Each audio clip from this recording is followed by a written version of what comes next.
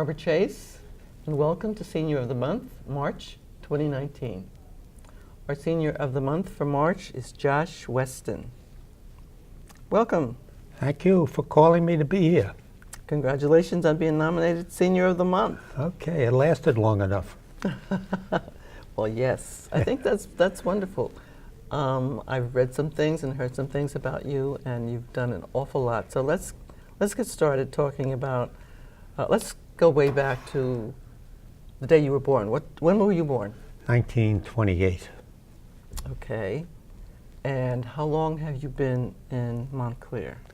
A little over 60 years. What was it that brought you here? Well, way back, a company called J. Crew, some people heard of them, and back then they had a very big operation and headquarters in New Jersey. I lived in Brooklyn. They hired me. It was a very long commute from Brooklyn, and on a Sunday I just pulled out the real estate section, saw an ad for a house on Aubrey Road. Out of curiosity went there, didn't look anywhere else, and I bought the house. And it only cost $21,000. Just like that, you Just saw like the house, that. you fell The in same love with the Sunday. house and bought it, and Yeah. you've been there ever since? No, then I moved from Aubrey Road to Christopher Street. So 15 years on Aubrey Road, and then all the rest on Christopher Street. Okay. I'm glad you moved from Brooklyn to Montclair, Yeah, so am I. because I'm sure that Montclair has benefited a lot from all the things you've been involved in. Well, I benefited too. It's a very nice town. It is a nice town. Yeah. Yeah. Okay, so J. Crew. I'm familiar with the company. They were a catalog company, right? Back then they had Back only then, a catalog, it was. no stores. Right. I know a lot of women that really were into J. Crew catalog. Oh, back then. we had 300,000 women who showed our catalog to all their friends. It was like Avon or Tupperware with sales agents in a And big warehouse. What was it that you did specifically? Well, I ultimately became chief operating officer, put in the first computer system that they ever had, and did everything that the chief executive didn't want to do. Now, you are very much involved in doing things in the community. And Yeah, I think so. yes, you are. And I want you to start off with the small stuff and tell us how it's blossomed over time. Well, I think the biggest and most important kind of stuff that someone who wants to help can do in Montclair is start with education and the education system. Very early on, in the early 60s, there was a special committee to review the school budget. And for some reason, they invited me to be on that committee in the 60s. So I got a little bit of feel for education. Later on, much later, since I had some connections to Montclair State University, I knew back then the school superintendent. I said, hey, 1 and 1 could equal 3 if you guys would work together. So we had a meeting at the school district headquarters on Valley Road, president of Montclair State, school superintendent, and me. And we said, what can we do together? And one of the things that came out of that was something called the Weston Science Scholars Program. That's been going on now for over 20 years. And once I touched that, I saw other opportunities to be helpful, mostly in education. So there are various projects going on in the school system where I have at least a pinky. Tell me about the Weston Science program. Well, here's what that's all about.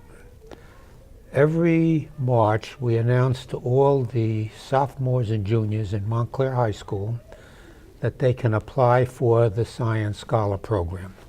We usually get about 100 applicants, and they're all interviewed in the school, and we pick 40.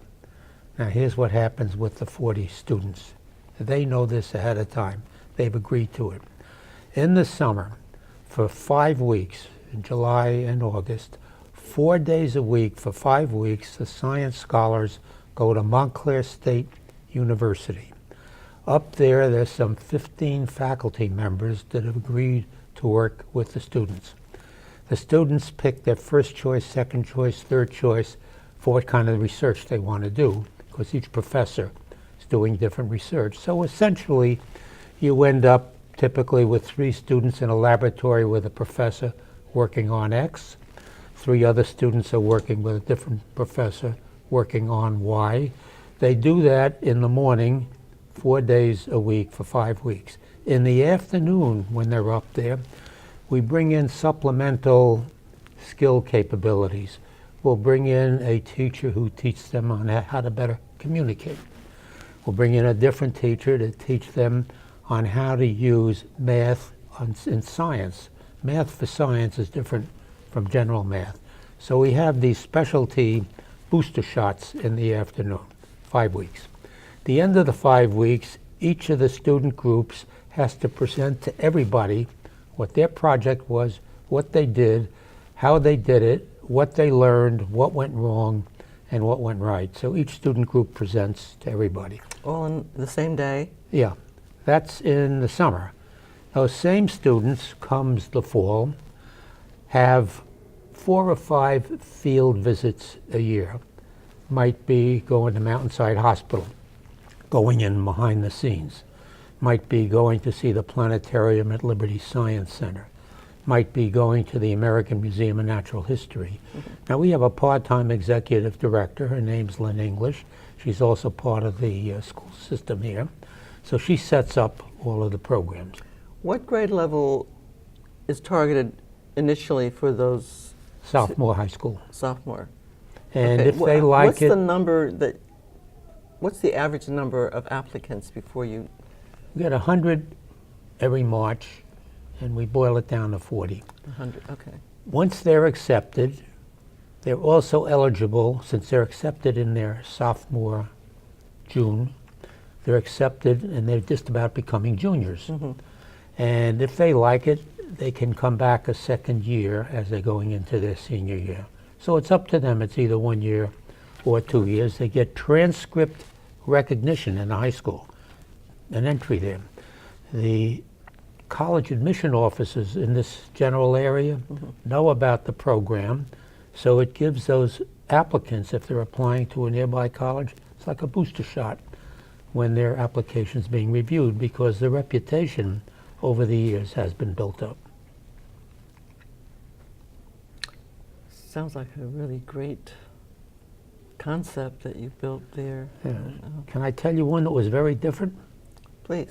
Still education. My wife really ran this one. We always felt that teachers don't get enough recognition. And so we said, what can we do about it? And what we did is we put together a program where all the PTAs in every school, every year, can advise the parents in their school, or the students, that they can nominate a teacher in their school that they think is terrific. All the nominations come to our house, and a PTA representative from each school comes together with my wife, looked at all the nominations, and each year picked 15 to 18 teachers. They got a certificate at a Board of Ed meeting. They each got a couple of $1,000 prize money, and it's been going on for about 20 years. And since my wife was getting on in age, we stopped that about a year or two ago. But for 20 years, we had 15 to 18 teachers. Each year. The town council was there. The town manager was there. The teachers all got applause. It was published in the Montclair Times. So teachers got recognition. What's the funding source for the? We Oh, okay, so you paid for it. you yeah. paid for it. It was a very good investment. I'm sure. I'm sure. Wonderful. You're right. The teachers don't get the recognition that they deserve. Many don't. Mm-hmm. If you want to hear another story, you only have to ask me. Otherwise, I won't tell it to you. Go ahead, Josh. Okay, I'll let the record read you asked me to. It will. Within the field of education, there's a subset that's especially important for students' career futures. It's called STEM, science, technology, engineering, and math. It's pretty common. I changed the word to STEAM, science, technology, engineering, art, and Put math. art in there. And in the high school, starting this past September, there's a special innovation laboratory. The students can apply to take the curriculum, and we provided 12 3D printers. That's a part of what you do in STEM. The teacher there, Angela Yannette, is an art teacher who knows something about 3D as well. So she turned STEM into STEAM because she brings the A, and the 3D printers brought the STEM, science, technology, and it's been running since September. It's a regular part of the curriculum, and it'll continue to be an option for students who want to apply for it. The current class is 25 students. By next year, we'll have 2 classes, so it'll be 50 students. No, I think our family has been lucky enough to be able to provide the resources for these programs. Absolutely. So I feel I got the benefit of being able to do things that are useful. So my wife's lucky and I'm lucky. Montclair's lucky. Mm-hmm.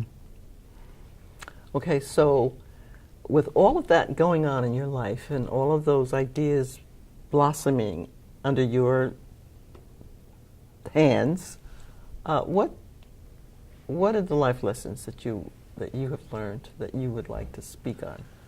Well, there's 2 different kinds. They both are relevant. Years ago, when I was a CEO and newspaper people occasionally wanted to interview me, and they'd ask me, how did college help you? I said, you asked the wrong question. In my case, you should have asked me, how did high school help me? Because I went to a special high school in Brooklyn, we're still living in Brooklyn, called Brooklyn Tech. They were very strict. School started at 8 o'clock in the morning, ran till 4 p.m.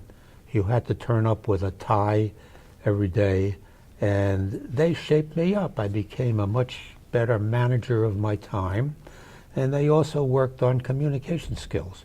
There was nothing wrong with City College. That's where I went, CCNY.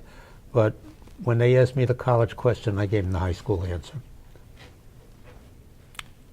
Well, I would think that it's a long day, but sounds like a really good idea. Well, since I mean, you there call are, that... there are, schools that really fall into that category, and I think that they really do a good job of shaping it. I'm going to hitchhike on your saying it's a long day.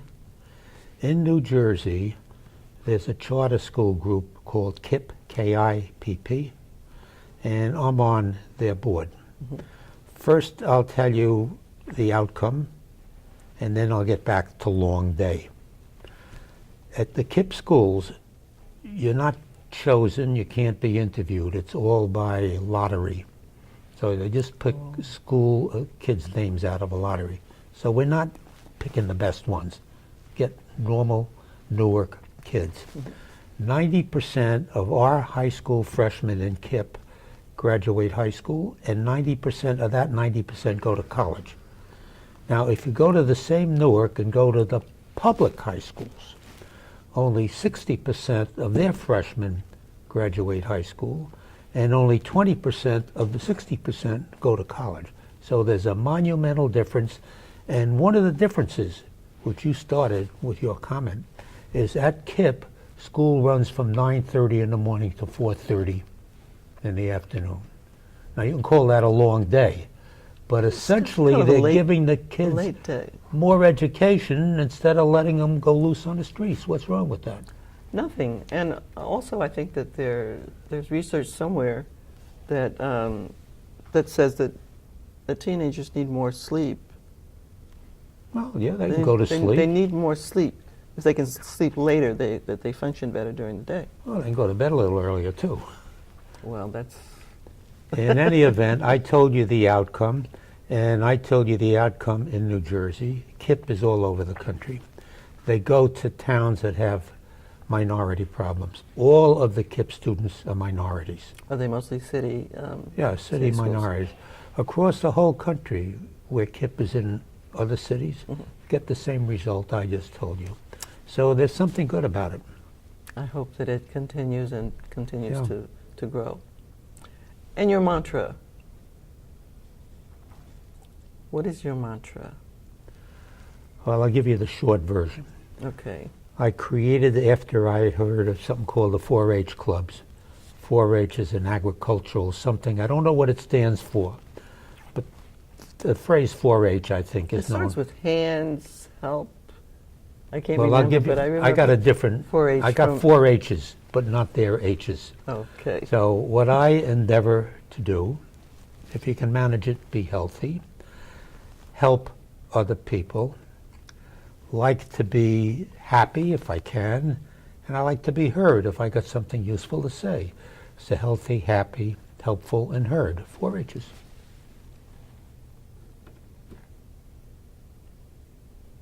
Some of that ties in with the early 4-H's, but together they would make. Yeah.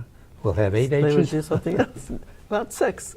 Okay. I think it's hand, heart, something or other. But it's been a long time. Yeah. But it's that's another really great concept. Mm-hmm. So keep doing what you're doing. I'll try. Yeah, and it's just, and congratulations on being nominated, because we're getting to see a lot of what's been done Mm-hmm. by you, and I'm enjoying this. Glad that you're in Montclair. Nice to have met you, and I expect to be reading more about you and your ventures. Well, nice you to very say much. hello to you, and thanks for the opportunity to get a video made. And I'm sure you got plenty other good candidates for April, May, June, and July. We're working on it. Thanks Have a good day. Tess. You too. Right.